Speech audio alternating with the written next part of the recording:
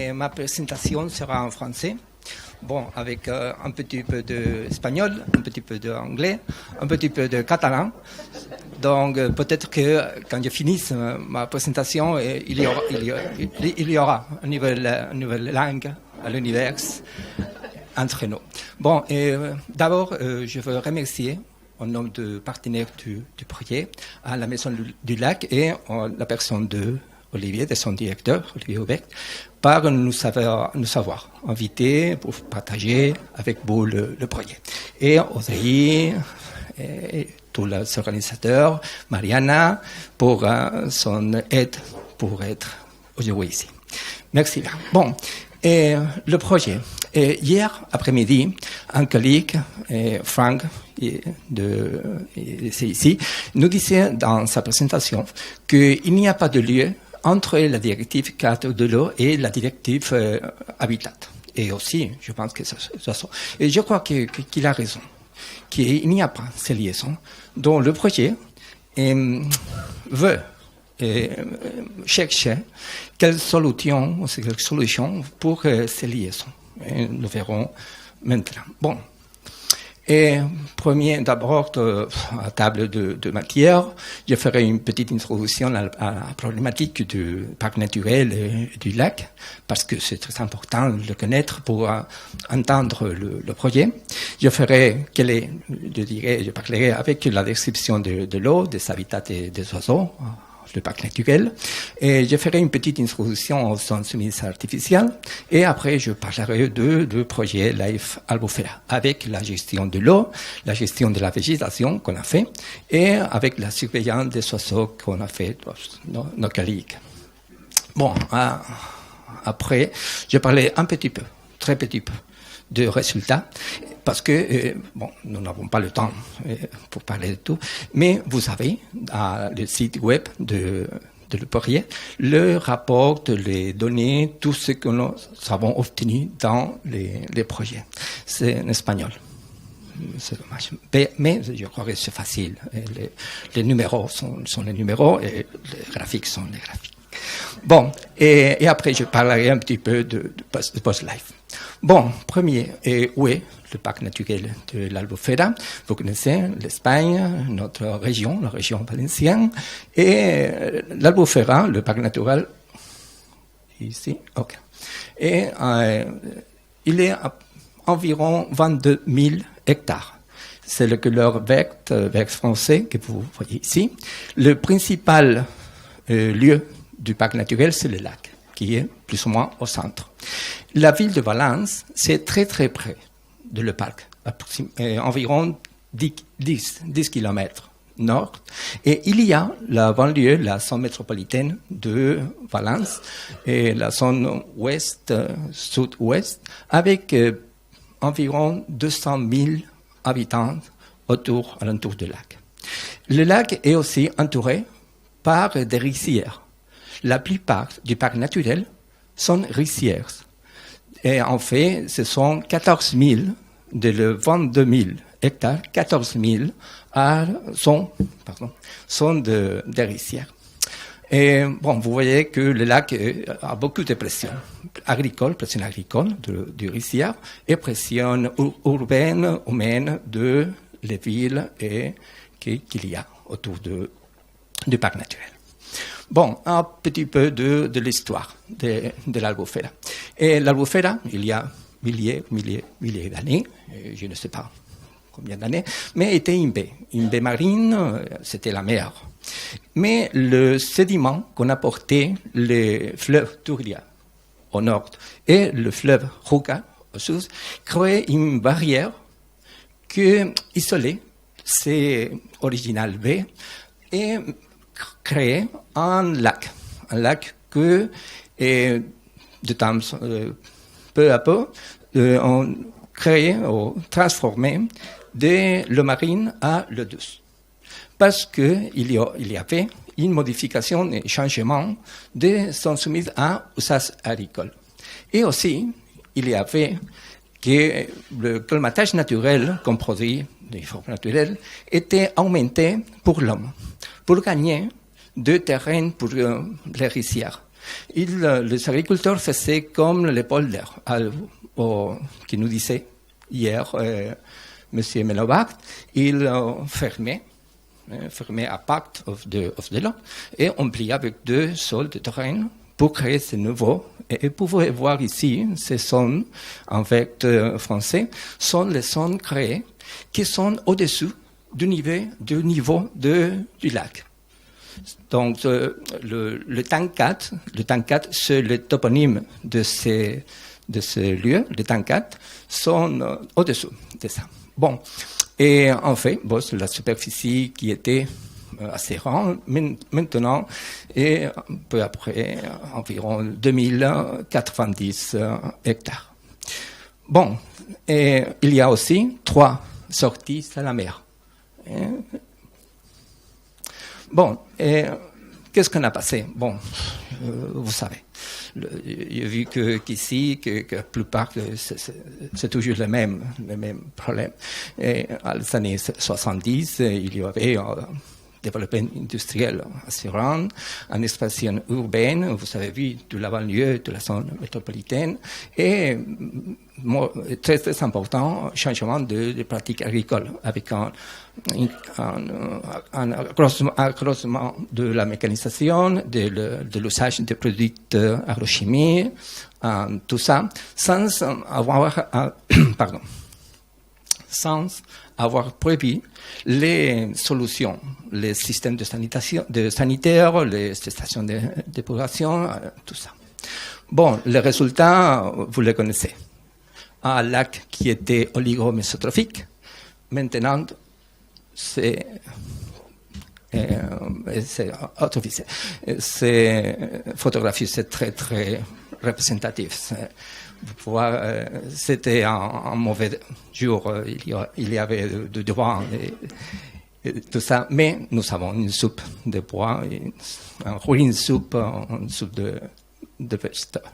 Bon, et la moyenne de chlorophylle là est approximativement environ 100 microgrammes per litre, avec des pics de 200-250 microgrammes per litre. Et il y a aussi 1 mètre environ de sédiments anoxiques. Et nous avons déjà vu hier l'importance de ça. Et les conséquences, vous le savez, perte de la diversité, la domination des cyanobactéries, le dépérissement de la végétation submergée qu'il y avait, charas, myophyllum, tout ça.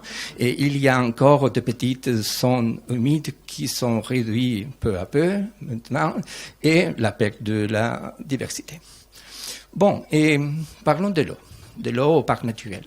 D'où est-ce qu'il vient l'eau du lac? Il vient de Turia Bassin-Bessin, il vient de Roucar Bassin-Bessin. Bon, la Bassin-Bessin, réellement, du lac, c'est très petite et seulement porte de l'eau quand il pleut. Il est sèche, normalement. Mais vous savez que quand il pleut à l'océan Méditerranée, il pleut.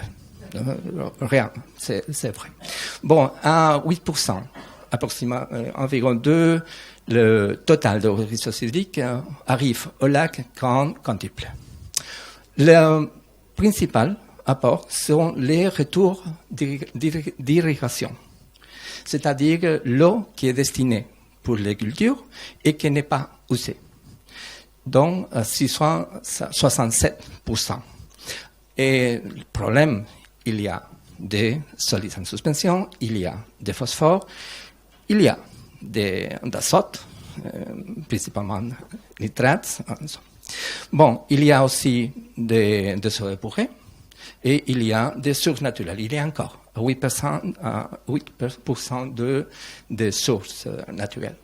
Mais ce qui est important, c'est comprendre que l'Albufera n'est pas, maintenant, je le dis, un lac naturel. C'est comme si il est régulé. C'est un réservoir. Un réservoir que Nuka est contrôlé par les riziculteurs parce qu'ils ont besoin de l'eau. Quand les agriculteurs, les riziculteurs ont besoin de vider le rizière, le niveau du lac descend. Et quand ils ont besoin de remplir, de hausser l'eau, ils font que le lac accroisse. Bon, et le volume, c'est plus ou moins 21. La profondeur, 1 mètre, c'est très peu de profondeur, c'est la moyenne, mais le maximum est 2 ou 3. Vous vous rappelez, 1 mètre de sédiment, 1 mètre d'eau, c'est un problème. Bon, et le débit annuel moyen, presque 300 hectomètres cubiques par an, et principalement entre septembre et avril. Et le lac a, sa conséquence, a temps de rétention hydraulique très long, entre 30 en hiver et 40 en été. Bon, mais le plus préoccupant maintenant, c'est le nouveau scénario de changement climatique. Dans la prévision le plus optimiste, dans les prochains 30 ans, il y aura une réduction de 20% des ressources dans les bassins du Rukar. Bassin du Rukar, c'est très important pour le retour d'excédents d'irrigation, parce que le Rukar et le Turia sont qui donnent ces ressources pour les cultures de riz, d'orange et d'autres. Bon, parlons des habitats. Et il y a beaucoup d'habitats différents, 22, au parc naturel. Nous avons des hydrolophytes, nous avons des sources. Vous pouvez voir ici ces petites sources entourées par rizières. Il y a des dunes côtières, parce que la barrière qui isolait la mer du lac a des dunes, a des forêts méditerranéennes aussi. Il y a encore des zones humides, le lac et les rizières, la plupart. Je vous avais dit. C'est une zone naturelle de 2000, sur Ramsar, tout ça. Il est un parc naturel, c'est une catégorie régionale. Au-dessus des parcs nationaux sont les parcs naturels depuis 1986. Et parlons des oiseaux. Qu'est-ce qu'on a passé avec les oiseaux? Bon, et l'albufera, c'est une zone très importante pour la conservation des zones. Ça sont des nourrissages et repos des oiseaux qui migrent entre l'Europe et l'Afrique. Et nous savons naturellement que la dynamique des oiseaux dépend de la qualité de l'eau. Et que les espèces qui sont opportunistes peuvent augmenter, comme par exemple le canard colère. C'est ça, entre 1966 et 2012, la population en hiver de canard colère. Ça a incrémenté, ça a accroissé, entre 2000 et 22 000 individus. Et au contraire, qu'est-ce qu'on a passé avec la nette rousse? Ce sont les couples reproducteurs en 1966, plus de 1000, et maintenant 50. Donc, la nette rousse a besoin d'une très bonne qualité de l'eau, des macrophytes qui ont disparu et que nous n'avons pas. Bon, et qu'est-ce qu'on a fait pour améliorer la situation de l'albufera? Bon, premier, ils ont fait 2 stations de traitement dans les dernières années, et avec la réduction de phosphore, d'azote. Et ils ont fait aussi des réservoirs d'eau pluviale pour réduire les eaux que vient du ruissellement urbain. Et on a travaillé avec des zones humides artificielles, que je parlerai maintenant. Les zones humides artificielles sont comme les fils plantés de macrophytes. Vous connaissez, c'est une épuration naturelle. Vous savez, ici à la France, de ces exemples. Et ces photos, c'est par exemple un fil planté de Rousseau à Carricola, un petit village de Valencia avec 120 habitants. Sont tous pour l'influence industrielle, agricole, mais ce qui ne sont pas très usés, c'est dans le milieu naturel pour réduire la concentration de phytoplancton, que c'est ce que nous voulons. C'est ici, il y a de peu exemples, de peu d'expériences aux États-Unis, à la Chine, et maintenant avec nous. Et l'objectif de ces zones semi-artificielles, ce sont deux. L'amélioration de la qualité de l'eau et le accroissement de la biodiversité. Bon, la description. Où sont les sons humides artificiels? Et je parlerai des TANCAT pour dire le mot de sens humide. Au lieu de dire sons humides artificiels, je dirais TANCAT. TANCAT, ce sont les sons humides artificiels que nous avons là. Il y a 3. TANCAT de la Pipa, TANCAT de Milia et TANCAT de Lilla. TANCAT de la Pipa et Milia sont autour du lac. Ils sont directement. TANCAT de Milia est dans le parc naturel, mais il est loin du lac. Le TANCAT peuvent prendre l'eau du lac, traversent le système et est renvoyé au lac. C'est un système de traitement en cycle qui en fait réduit, vous verrez maintenant, la concentration de polluants qu'on a au lac. Mais TANCAT de Milia et TANCAT de Lilla peuvent travailler avec d'eau qui vient de stations de traitement de ce succès, avec les stations de réduction des nutriments, des nitrons et phosphore. C'est-à-dire, l'objectif de sons humides, de TANCAT, n'est pas réduire grande quantité d'azote ou de phosphore. Ça, c'est pour les stations d'épuration. C'est pour faire une épuration finale et une amélioration de la biodiversité. Bon, vous voyez ici les photographies, les superficies, 40 hectares, 33, 16 hectares, et le débit qu'on peut faire passer et traverser le système. 4000 mètres cubiques par jour, 3000, 1070, et le coût, presque 8 millions, presque 5,5 et 2 millions d'euros chacun. Seulement la construction. Après, il y a la gestion. Bon, vous pouvez voir ici la transformation du paysage. C'est le TANCAT de la Pipa à l'année 2004, une nourricière, et le TANCAT de la Pipa à l'an 2011. Pardon. Maintenant, c'est une bonne image, mais encore, c'est plus sauvage. Maintenant. Bon, comment est-ce qu'ils sont, les sons humides artificiels? Bon, nous avons 3 sons. Le son A, le son B et le son C. Le son A, c'est une son d'écoulement horizontal. L'eau traverse une substrate de gravure. Donc, vous ne voyez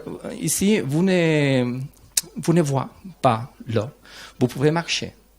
Et ils sont plantés de phragmites. Le secteur B, il y a de l'eau superficielle, c'est plus naturel. Et le secteur C, c'est comme une petite albufera. C'est comme nous pouvons faire les expériments pour réintroduire la végétation macrophyte. Parce que, après les sons A et les sons B, nous pensons, c'est vrai, que la qualité de l'eau aura amélioré et nous pourrons faire des expériments, la réintroduction de système. Bon, le programme LIFE, vous savez, je ne vais pas expliquer, seulement dire que nous sommes d'anniversaire avec le programme LIFE. C'est le 25e anniversaire du...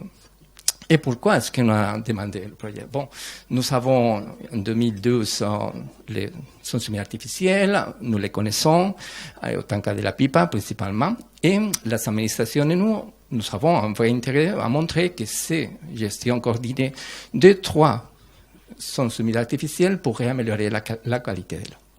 Bon, ce sont les partenaires, nous, l'Université Polytechnique, sont les coordinateurs, il y a 3 organisations non gouvernementales et l'administration qui nous donne support économique. Bon, l'objectif final, ce sera faire des recommandations à las administrations pour introduire les gestions que nous faisons avec ces humides artificiels et nous faisons des actions de surveillance que je vais décrire maintenant. Avec la directive Habitat, Et nous voulons récupérer des habitats, des zones soumises dans ces lieux, et nous faisons des actions. Les actions ont été faites en 2014-2015. Nous faisons des gestions hydriques et des gestions de la végétation. Et j'expliquerai maintenant. L'hydraulique, c'est très important de connaître l'hydraulique de zones soumises parce que l'élimination des contaminants dépend de le taux de charge hydraulique et le temps de résidence hydraulique. Donc, nous travaillons avec un taux de charge hydraulique établi et 3 niveaux de l'eau. Point 2, point 2, point 3 et point 4. Nous faisons des mesures et nous traitons les données après. La gestion de la végétation. Il y a plusieurs travaux. Il y a Fangeos, c'est un type de labourage en humide, la récolte de la végétation, les plantations et surveillance de la croissance. Et ce que c'est très important, c'est travailler, par exemple, avec de différents cadres de plantation. Pour améliorer l'hydraulique, nous faisons les plantations différentes pour réduire le court-circuit, pour améliorer le passe de l'eau. Et c'est un exemple, une photo de le résultat. Vous pouvez voir ici la différentes configurations de. Et très important, protéger la végétation submergée. Parce que la pression des oiseaux et des poissons, c'est très très grand si nous plantons et nous ne faisons pas pour les protéger. Donc, nos amis, nos collègues ont construit des cages comme ça et ils ont pêché le poisson, principalement les carpes. Et le tankat, le semis artificiel, sont pour réintroduire des espèces protégées parce que la qualité de l'eau est assez bonne. Et parlons maintenant de l'eau. L'objectif du plan du bassin hydrographique du Júcar pour la Albufera, c'est réduire la concentration de chlorophylle A au-dessous ou inférieur à 90 pour l'année 2021 et 30 pour l'année 2027. Bon, qu'est-ce que nous faisons? Bon, surveillance de variables physico-chimie, matières organiques, nutriments, oxygène, tout ça, phytoplancton, zooplancton, macroinvertébrés, sédiments. Et 2 années, 2014 et 2015, 8 points dans chaque tankat et une fois chaque 3 semaines. Bon, seulement quelques résultats rapidement. Vous pouvez voir ici, c'est le tankat de la pipe d'Emilia, avec les points de surveillance et le débit total. Bon, et nous faisons ce type de diagramme. Vous pouvez voir ici la réduction des solides en suspension, par exemple, entre l'entrée et la sortie. Et comme au secteur découlage horizontal souterrain, réduit principalement ces concentrations de solides en suspension à 68% de réduction moyenne. Et dans ces images, vous pouvez voir, par exemple, la différence entre l'entrée de l'eau verte avec beaucoup de chlorophylle et la sortie, 15 et centre. Bon, nous avons fait aussi une modélisation de la qualité de l'eau pour savoir l'impact de ce système dans l'Albufera. Et nous avons fait des hypothèses vers la superficie. Qu'est-ce qu'on passerait si nous faisons de plus de superficie, 400, 800, tout ça, et nous avons modélé la réduction de ça. Et pour finir, la directive oiseaux. Il y a 173 espèces en Albufera des oiseaux et nos collègues de la Société espagnole d'ornithologie ont fait une sélection de ces espèces avec quelques conditions pour avoir 30 ans représentatives espèces à considérer dans les plans de gestion. C'est-à-dire, non toutes les espèces sont considérées, seulement les 30 ans qui récoltent, qui sont représentatifs de le 173. Bon, ils ont fait le surveillance des oiseaux, la présence, l'abondance, et tout ça, avec différentes méthodes, vous connaissez. Et qu'est-ce qu'on a fait à la fin? Intégrer les directives cadres de l'eau, habitats des oiseaux. Par exemple, avec la relation entre l'abondance des oiseaux et le débit, le niveau de l'eau. Et la végétation aussi. pour chaque espèce représentative, on a fait une fiche technique pour avoir les aspects de gestion qui sont importants à considérer pour améliorer ces fiches sont dans les sites web.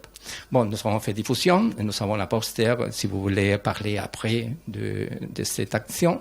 Et l'objectif final. Les résultats nous ont permis de publier 4 manuels de gestion des instruments artificiels destinés à améliorer l'environnement et son naturel. Chacun des actions. Il y a un manuel de gestion de l'eau, il y a un manuel de gestion de la végétation, il y a un manuel des oiseaux et il y a un manuel de participation publique. Et nous voulons parler, ce qu'on doit faire maintenant, pour offrir une information de qualité, de bonne information, pour introduire la gestion des sens humides qui peuvent nous aider à réagir aux objectifs de la directive cadre de l'eau et la directive Habitat et oiseaux. Et merci beaucoup pour votre attention.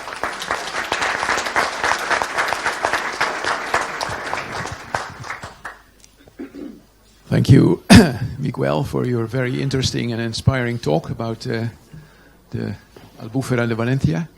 Any questions? Yes, many hands. It's coffee time almost, so be careful. Nous pouvons prendre le café ici. Est-ce que dans vos résultats, vous arrivez à des contradictions entre les objectifs qualité d'eau et sauvetage de l'Albufera et l'intérêt de certaines espèces d'oiseaux? Et des contradictions, je ne crois pas. Mais le problème est que c'est très, très difficile. Et faire la liaison entre, par exemple, la directive cadre de l'eau nous dit qu'on doit contrôler les nutriments, par exemple. Mais quelle relation entre les nutriments et les espèces d'intérêt? Ce que nous voulons faire, parce que nous n'avons pas fini. Nous avons les données et nous voulons ces fiches le remplir, le faire meilleur. Mais je crois qu'il n'y a, personnellement, je ne trouve pas de contradiction entre. La question est que c'est très difficile. C'est comme hier parlant, c'est comme des langues totalement différentes entre une directive et l'autre directive. Et c'est difficile, le faire ensemble.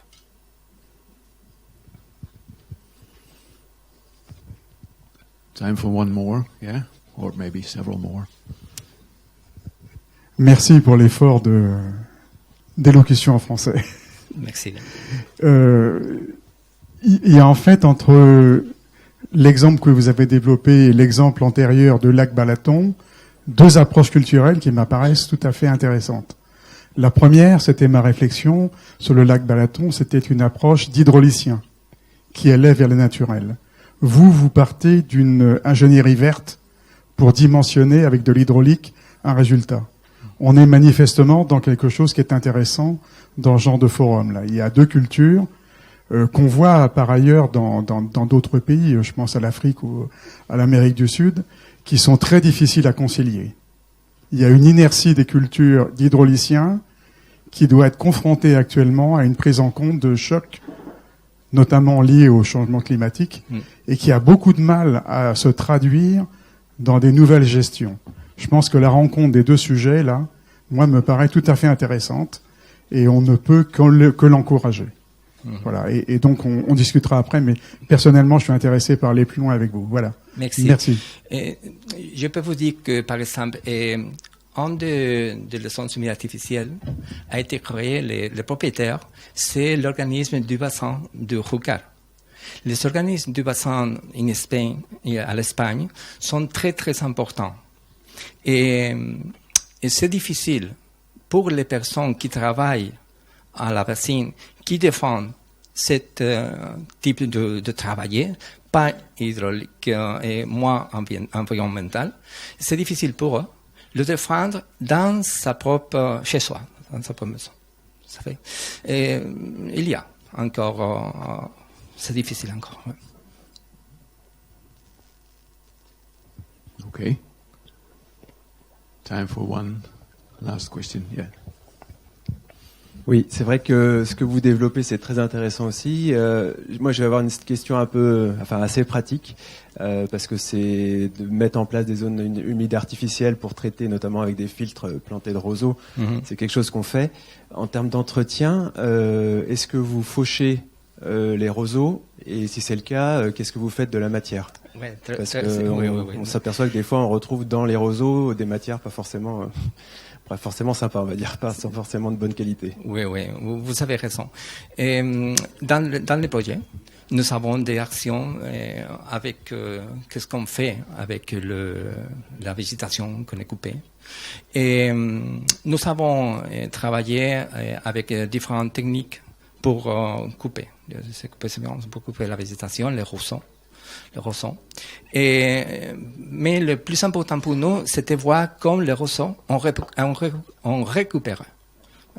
Et après, qu'est-ce qu'on fait? Si tu veux, nous pouvons voir après les posters, parce qu'il y a quelques idées, mais à petite escale.